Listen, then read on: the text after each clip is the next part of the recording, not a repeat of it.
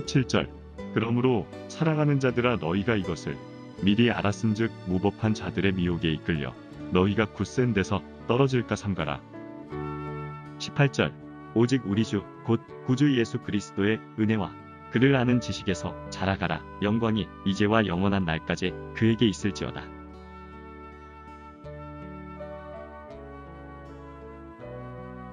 독일 문단에 큰 족적을 남긴 퀸터 그레스라고 하는 작가가 있습니다. 1959년에 양철북이라는 장편 소설을 발표하면서 일약 세계적인 작가로 우뚝 서게 됩니다. 이 작품은 현대 소설 중에 가장 뛰어난 최고의 걸작이자 문제 더 나아가 그에게 노벨 문학상을 안겨준 그의 대표작이라고 할 수 있습니다. 이 책의 핵심은 이렇습니다. 3살 때부터 성장하기를 중단해버린 오스카라고 하는 주인공의 눈을 통해 성장이라고 하는 관점에서 지난 독일의 불행한 과거의 역사를 파헤치면서 통렬한 반성을 촉구하는 내용을 담고 있습니다. 나치 정권의 등장과 그리고 곧 발발한 세계 2차 대전 그리고 그 전쟁에서 패하면서 제국 독일이 망해가는 그 과정을 자세히 지켜보면서 성장하지 못한 나라는 결국 망하고 만다는 사실을 지적하고 있습니다. 그는 히틀러의 출현으로 인해서 나라 전체가 나치 이념에 휩싸이게 되고 그의 거짓과 속임수에 속어 넘어가게 된 백성들이 하일 히틀러를 외치면서 그에게 복종하는 그런 노예화의 현상을 겪게 됩니다.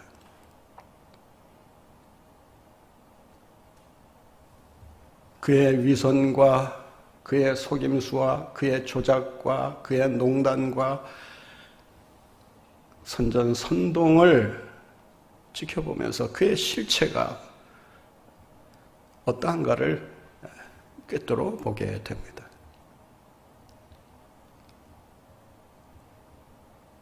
그가 3살 때부터 성장하기를 중단한 이유가 다른 데 있었던 것이 아니라 이런 사회 속에서 그리고 히틀러 정권이 백성들을 노예화하면서 자기의 정책대로 길들이려고 하는 이런 사회와 나라 속에서는 결코 희망이 없다는 것을 발견했다고 하는 것입니다. 이런 시대 속에서 성장해봐야 자신도 똑같은 그런 불행을 겪게 될 것이라고 하는 것을 예감했던 것입니다.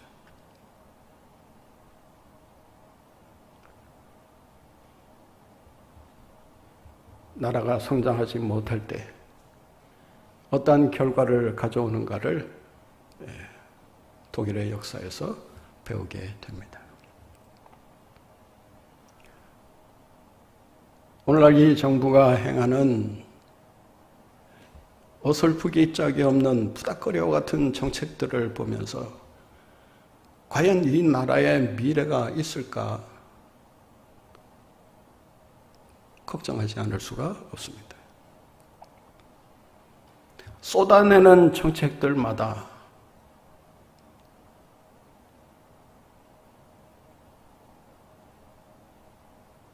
나라의 성장보다는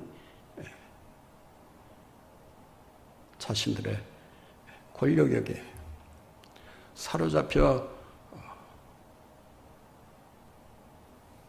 이를 그르치고 있지는 않는가? 라는 우려를 숨길 수가 없습니다.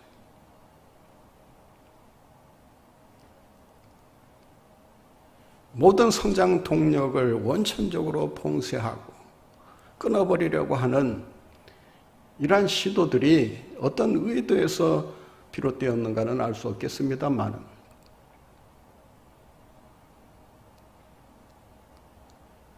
머지않아 이 나라의 성장을 중단시키고 말지 않겠나. 경제적인 성장은 고사하더라도 성장에 뒷받침해야 할 정신적인 성장이 멈추고 있지는 않는가. 아무리 가난하고 못 살아도 정신적인 가치가 분명하고 정신적인 성장이 제대로 이루어지고 있다면 경제적인 문제점은 얼마든지 극복해 나갈 수가 있습니다. 그런데 경제적인 성장을 아무리 탁월하게 이뤘다 하더라도 정신적인 성장이 뒤따르지 아니하면 경제적인 성장으로 인해서 그 사람의 삶이 망할 수밖에 없다고 하는 것입니다. 일말의 양심, 도덕, 정의, 공정을 눈 씻고 찾아볼래야 찾아볼 수 없는 이런 작금의 현실을 우리가 지켜보면서 과연 이대로 가도 좋을까라는 의문을 제기하지 않을 수가 없다는 것입니다. 비단 저만의 생각인지는 알 수 없겠습니다만은 한 가지 분명한 것은 정신적인 쇠퇴가 계속되면 될수록 이 나라를 건강하게 지탱시켜주는 기초가 흔들리게 되고 그로 인해서 이 나라는 머지않아 베네수엘라 같은 이런 비극적인 나라로 전락할 수 있다고 하는 것을 우리는 기억할 수 있어야 합니다.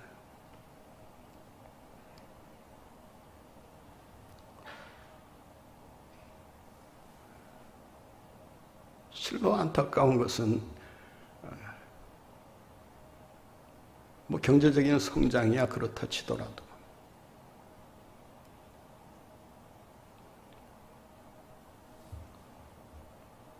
가장 기본적으로 지켜져야 할 그런 법적인 정의마저도 왜곡되고 비틀어지고 어그러지는 이런 상황 속에서 과연 우리가 어디에 희망을 걸고 살아가야 되는가?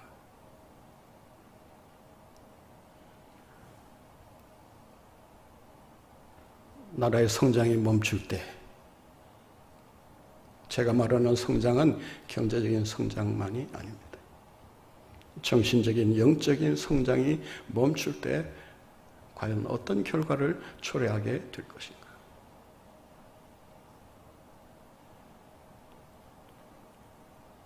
정신적인 성장이 멈춤으로 인해서 망한 나라의 길을 따라가지 않도록 해야 하는 것입니다. 나라의 성장도 이와 같을진데 개인의 성장은 두말할 나위가 없다고 할 수 있습니다. 특히 신앙생활을 하는 자들에게 있어서 영적 성장이라고 하는 것은 그 신앙생활을 어떻게 해나가야 되느냐라는 것을 가르쳐주는 중요한 기준이 될 수 있다는 것입니다. 영적인 성장이라고 하는 것이 과연 무엇을 의미하는가? 영적 성장에 대한 분명한 개념과 정의를 우리가 내릴 수 있어야 합니다. 영적 성장이라고 하면 대부분 그저 기도 생활을 더 열심히 하고 성경 더 열심히 보고 성경 공부에 좀 더 관심을 갖고 노력하는 정도를 영적 성장의 전부라고 생각하기 쉽습니다. 그러나 진정한 의미에서 영적 성장이라고 하는 것은 영적인 눈으로 시대의 흐름을 읽고 시대의 변화를 해석할 수 있는 힘을 영적 성장이라고 말할 수 있는 것입니다.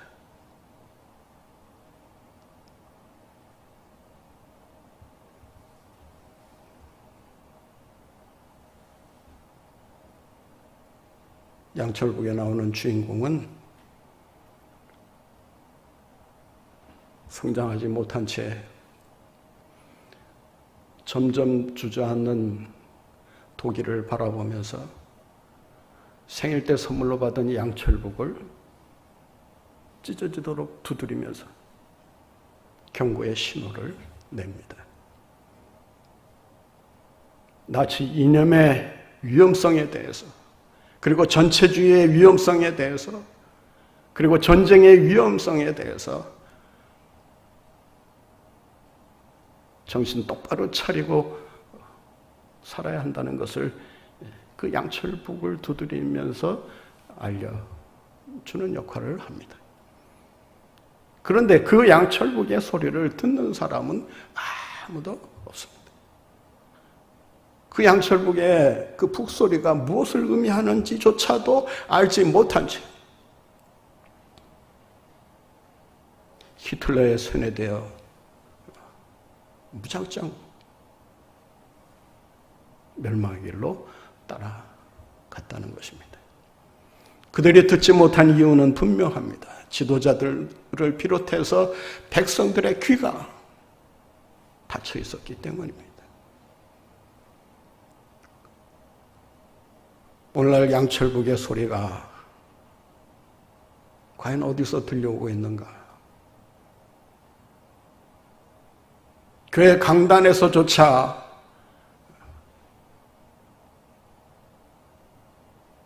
이 북소리를 멈추고 있는 것은 아닌가?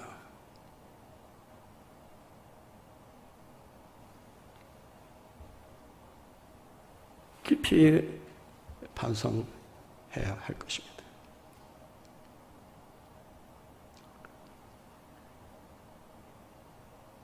설교는 어떤 의미에서 이 시대의 징조를 알리고 그 종말에 대한 경고를 선포하는 북소리라고 할 수 있습니다.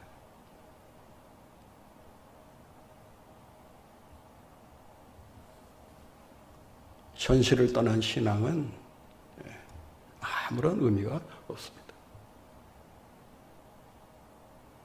오늘 본문 말씀해 보면 베드로는 서신서 말미에 이 서신을 받는 수신교회에 대해서 이렇게 당부의 말을 전합니다. 본문 말씀 18절을 한번 같이 보겠습니다. 오직 우리 주 곧 구주 예수 그리스도의 은혜와 그를 아는 지식에서 어떻게 하라고 해요? 자라가라. 자라가라. 지금 현 상태에 만족하지 말고 계속해서 지속적으로 중단 없이 자라가라.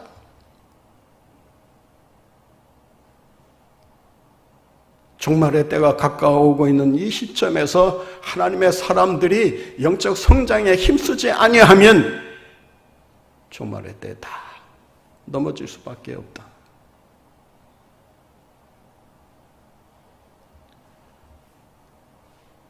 영적 성장에 힘써야 할 이유를 이렇게 밝히고 있습니다.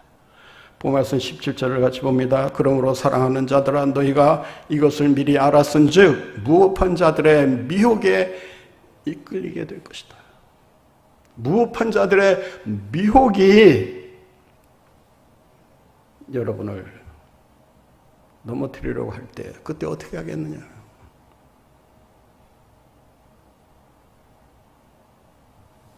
종말의 징조 가운데 이 무법한 자들의 출현을 예고하고 있습니다. 이 무법한 자들이라고 하는 것은 어떻게 하든지 우리의 신앙을 흔들어버리고 넘어뜨리려고 하는 그런 악의 세력들이라고 할 수 있습니다. 하나님과의 관계를 파괴하려는 이러한 무법한 자들의 미혹에 많은 사람들이 걸려 넘어질 것이다. 이 미혹을 무엇으로 이길 수 있는가?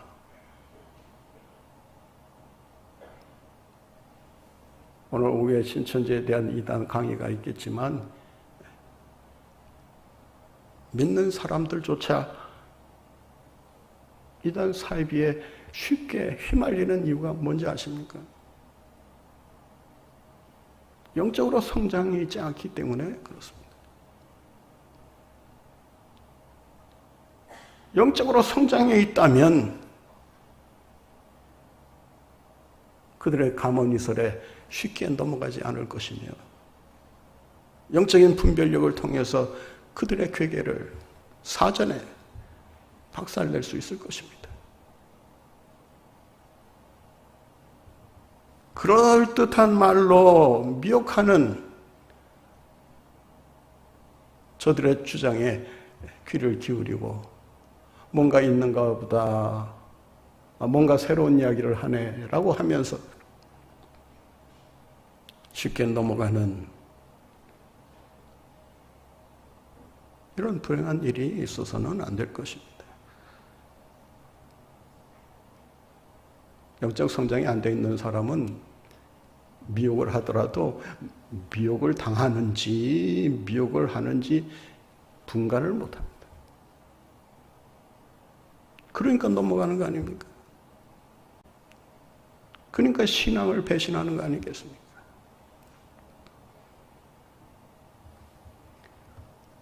영적 성장을 해야 하는 두 번째 이유가 있습니다. 오늘 본문에서 17절을 다시 봅니다. 무법한 자들의 미혹에 이끌려 너희가 굳센 데서 어떻게 하라고요? 떨어질까 삼가라. 주의하라는 것입니다. 굳센 데서 떨어질까 삼가라. 굳센 데 서 있습니까? 굳센 데 서 있습니까? 여기서 굳센 데라고 하는 것은 굳건한 자리를 가리킵니다. 감히 흔들 수 없는 그런 굳건한 상태에 있는 자라도 한순간 실족하고 떨어질 수 있다. 그 말입니다. 언제나 영적 성장을 우리가 추구하며 살지 않으면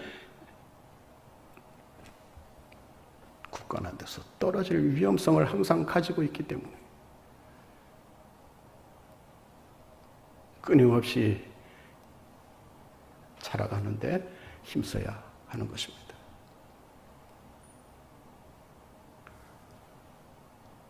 여러분, 떨어지는 것은 위에서 아래로 떨어집니까? 아니면 아래에서 위로 떨어집니까? 아래에서 위로 떨어지는 거 봤습니까? 아래에 있으면 더 이상 떨어질래야 떨어질 수 없는 그런 상황에 처하는 것입니다. 떨어지는 것은 높은 데서 떨어지는 것입니다.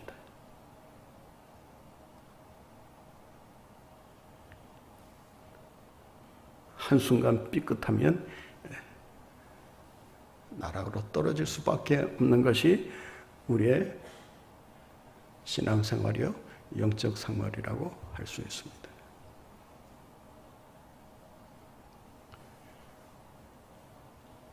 여러분, 집값이 떨어지면 걱정이 됩니까? 안 됩니까? 요즘 부동산 값이 많이 올랐다고 하는데 집값이 떨어지면 당연히 걱정 안 할 수가 없습니다. 주가가 떨어지면 걱정이 되겠습니까? 안 되겠습니까? 주식을 가진 사람들은 이 주가가 뛰느냐 떨어지느냐에 따라서 희비의 쌍곡선이 그려지게 됩니다.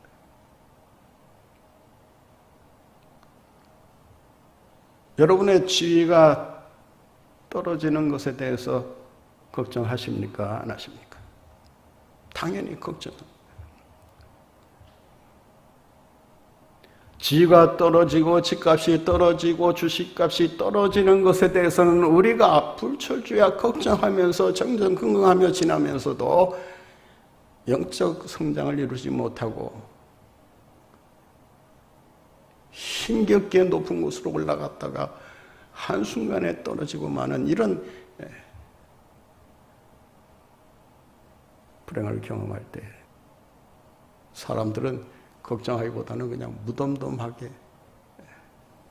뭐 떨어졌는가 보다.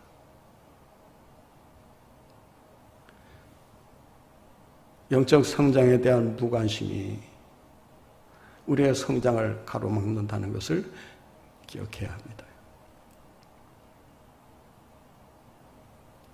굳센 데서 떨어질까 조심하라. 떨어지는 자들이 아니라 계속해서 올라가는 그리하여 주님의 나라까지 올라가는 그 영광의 자리에까지 올라가시는 믿음의 승리자들이 다 되시기를 간절히 바랍니다.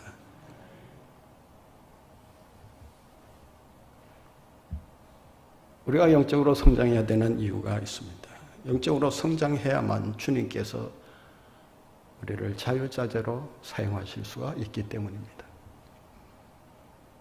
우리의 사명을 감당하는 데 있어서 가장 중요한 것은 영적으로 성장하는 것입니다. 영적으로 성장하지 않으면서 그 막중한 임무와 사명을 어떻게 우리가 제대로 감당할 수 있겠습니까?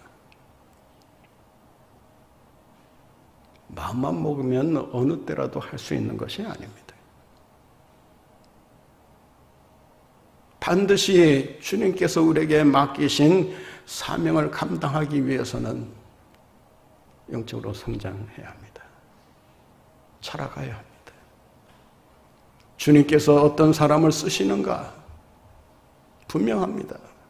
영적으로 성장하는 사람들을 주님께서 눈여겨보셨다가 그들을 통해서 자신의 뜻을 이루어 가시고 자신의 역사를 드러내시는 것입니다.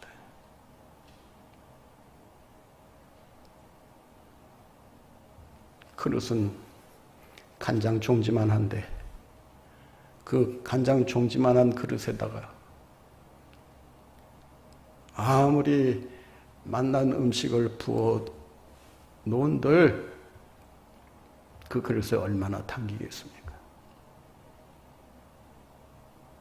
영적으로 성장해 가야 합니다. 그렇다면 우리가 어떻게 해야 영적으로 성장할 수 있는가? 오늘 본문 말씀을 보면 영적으로 성장하기 위한 세 가지 축을 얘기합니다. 하나는 은혜요, 하나는 진리요, 하나는 영광입니다. 본말씀 18절을 한번 보겠습니다. 오직 우리 주 곧 구주 예수 그리스도의 은혜 속에서 자라가라는 것입니다. 예수 그리스도의 은혜라고 하는 말은 예수 그리스도 안에 있는 은혜를 가리킵니다. 은혜는 사람 안에 있는 것이 아니라 그리스도 안에 있다는 것입니다. 그러므로 우리는 은혜를 구하기 위해서는 반드시 예수 그리스도 안에서 찾아야 합니다. 그 은혜를 주실 수 있는 분도 예수 그리스도이시기 때문에 예수 그리스도를 바로 믿고 순종하는 것이 중요합니다.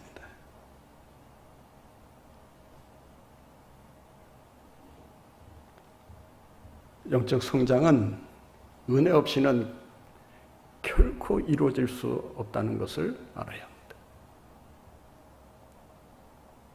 여러분의 영적 성장을 꾀하고자 한다면 반드시 어디서부터 시작해야 되느냐? 은혜 받는 것부터 시작해야 합니다. 은혜가 무엇인가를 알고 깨닫고 그 은혜에 감사하면서 그 은혜에 보답하는 삶을 살아야 영적 성장이 그 위에 이루어지게 되는 것입니다. 주님의 은혜를 모르면서 무슨 영적 성장을 한다는 것입니까? 자녀들이 성장했구나, 많이 컸구나 라고 하는 것을 언제 알게 됩니까? 부모의 키보다 훨씬 커졌을 때 아이고 많이 컸네, 아이고 많이 성장했네. 외형적인 성장은 키를 통해서 알아볼 수 있지만 그의 내면적인 성장은 키 높이 가지고는 어림짐작도 할 수가 없습니다.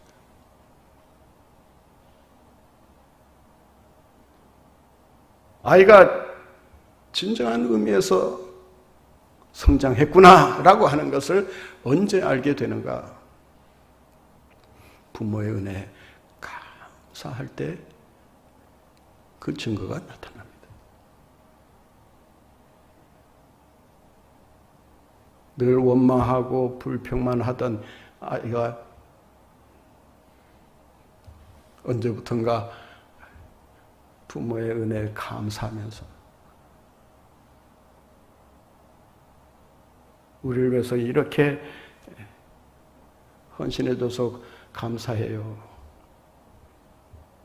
부모의 은혜를 알아줄 때 그때부터 아이의 성장이 시작된다라고 할 수 있습니다.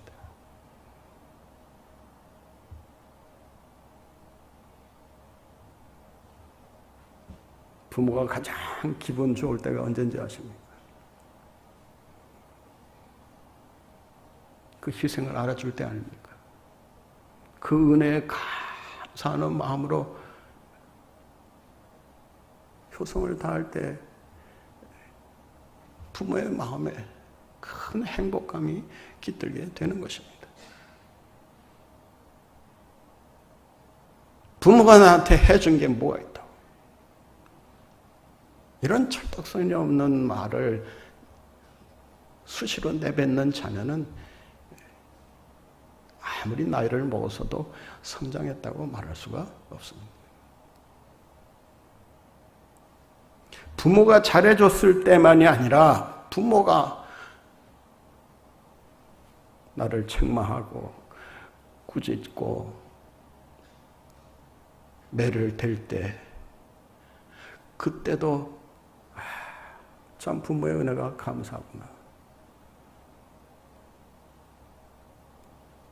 나를 꾸짖어 주고 나를 책망해 주었기에 내가 엇나가지 않고 그래도 주님 안에서 내 길을 잘 걸어올 수 있었구나.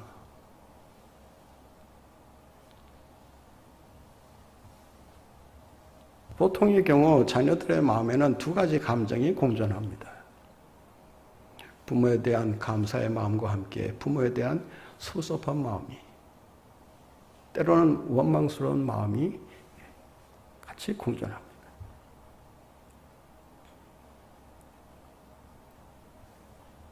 아이가 가장 성장했다고 할 수 있을 때가 언제인가? 잘해줬을 때만이 아니라 자기를 힘들게 했을 때도 그 은혜에 감사하는 그런 자녀가 진정 성숙한 자녀라고 할 수 있을 것입니다. 우리가 신앙생활을 하면서 주님의 은혜에 대한 깨달음을 우리가 가지게 됩니다.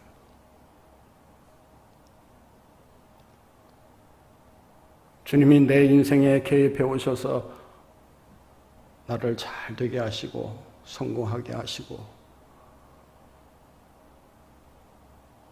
나를 출세하게 해주신 그 은혜에 대해서는 우리가 참 많은 그 감사를 하지만 우리가 실패했을 때, 우리가 낙오되었을 때, 우리가 절망에 빠졌을 때, 그 상황에 대해서도 우리가 정말 그것이 하나님의 은혜로 알고 감사하고 있는 거예요.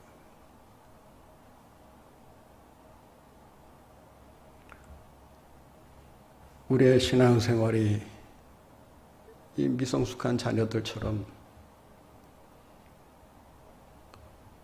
좋은 일이 생기고 복받는 일이 생길 때는 그 은혜에 감사하다가 또 그렇지 못할 때는 또 삐져가지고 도대체 하나님이 나에게 이럴 수가 있느냐라는 식으로 우리가 저항하고 반항하고 있지는 않습니까?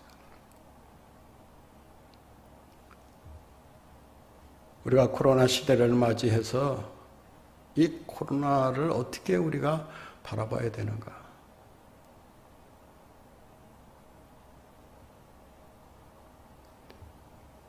코로나 바이러스에 대해서 우리가 불평하고 원망하기 시작하면 아마 한도 끝도 없을 것입니다. 그러나 이 코로나로 인해서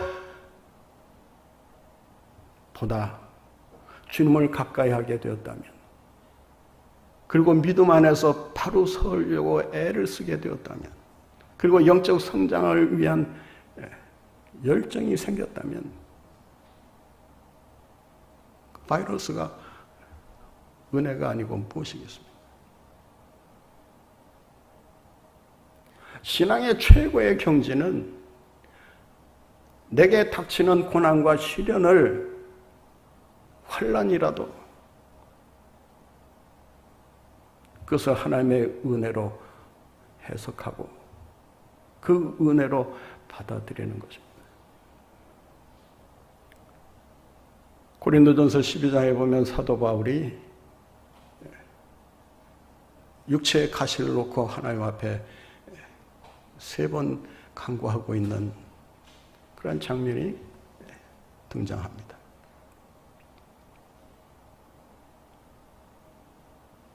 육체의 가시 때문에 그는 수많은 나날을 아마 고통 속에 몸부림치면서 그 가시가 뽑아지기를 위해 가진 노력을 다했을 것입니다. 그의 주치의사였던 누가가 옆에 있었음에도 불구하고 고치지 못했는 것을 보면 그 육체의 가시가 당시의 의학으로는 고치기 어려운 그런 불치의 병과 같지 않았을까 생각합니다. 육체의 가시 때문에 그는 많은 장애를 경험해야 했을 것입니다.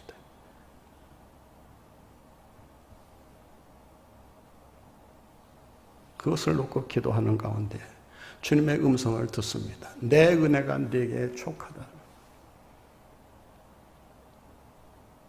육체의 가시가 너를 힘들게 하고 고통을 주려고 하는 것이 아니라 하나님의 은혜다라고 하는 것을 말씀을 통해 깨닫는 순간 그는 더 이상 육체의 가시를 놓고 기도하지 않게 된 것입니다. 그는 육체의 가시를 통해서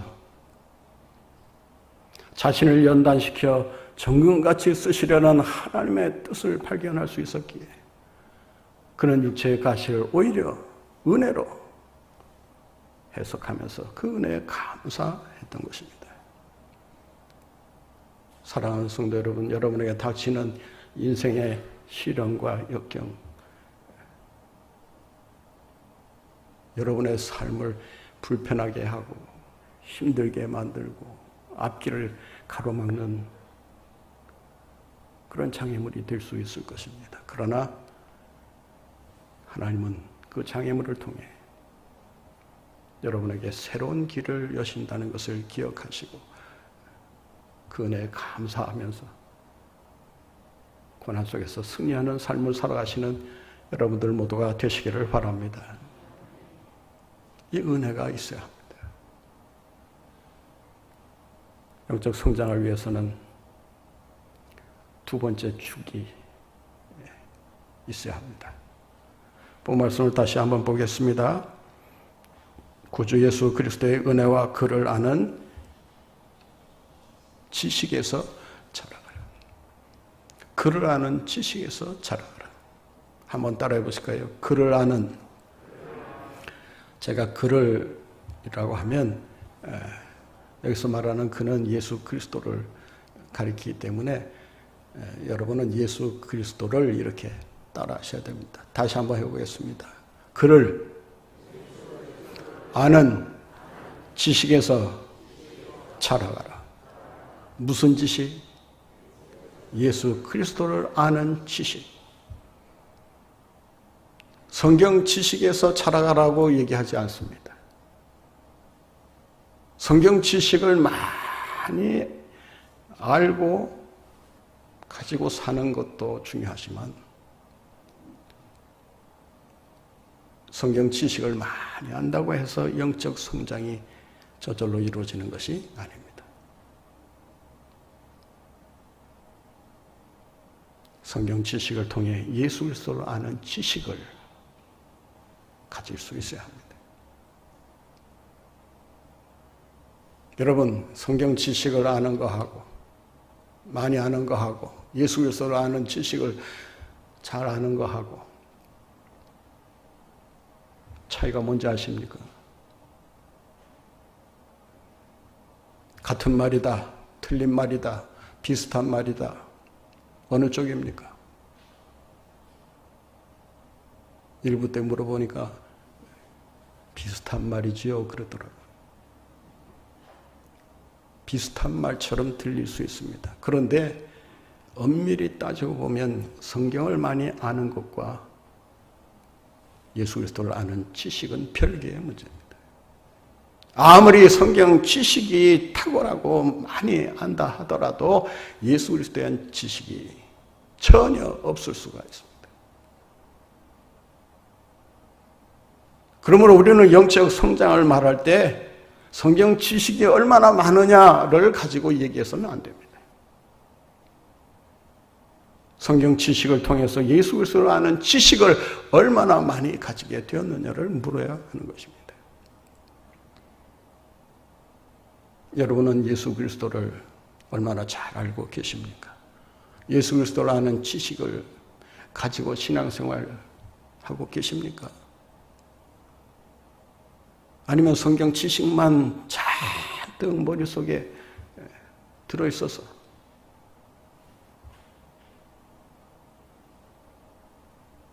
그 지식만 가지고 살아가려고 하십니까?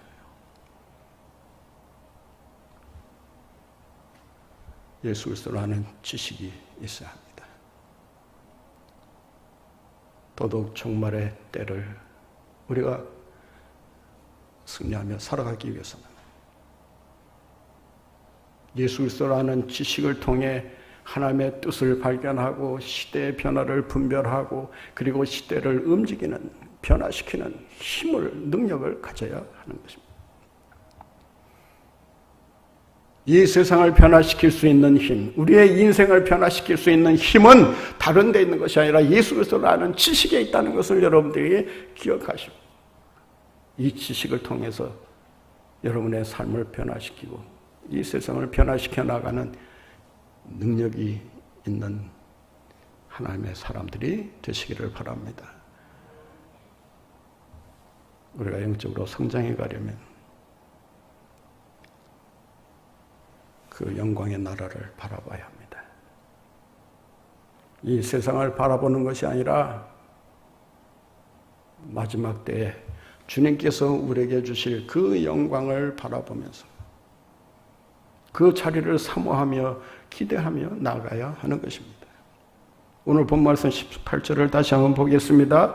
영광이 이제와 영원한 날까지 그에게 있을지어다. 여러분, 이 세상에서는 주님의 영광을 구할래야 구할 수가 없습니다. 받을래야 받을 수가 없습니다. 주님의 영광을 바라보며 사는 사람은 그리고 그 영광을 위해 사는 사람들은 날마다 영적으로 성장할 수밖에 없을 것입니다. 왜냐하면 그의 삶의 초점이 그 영광의 나라에 집중해 있기 때문에 그렇습니다. 그 나라를 항상 바라보며 그 나라를 의식하면서 그 나라의 삶을 살아가고 있다면 아무리 이 세상이 뒤숭숭하고 혼란스럽다 하더라도 그 나라를 바라보며 믿음으로 전진해 나갈 수가 있을 것입니다. 이 코로나 시대에 여러분 바이러스에 휘둘리지 말고 이 세상에 뜻을 두지 말고 그 나라를 바라보며 예수 그리스도의 은혜와 그를 아는 지식에서 힘차게 성장해 가시는 가운데 주님의 영광을 드러내시는 여러분들 모두가 되시기를 간절히 바랍니다.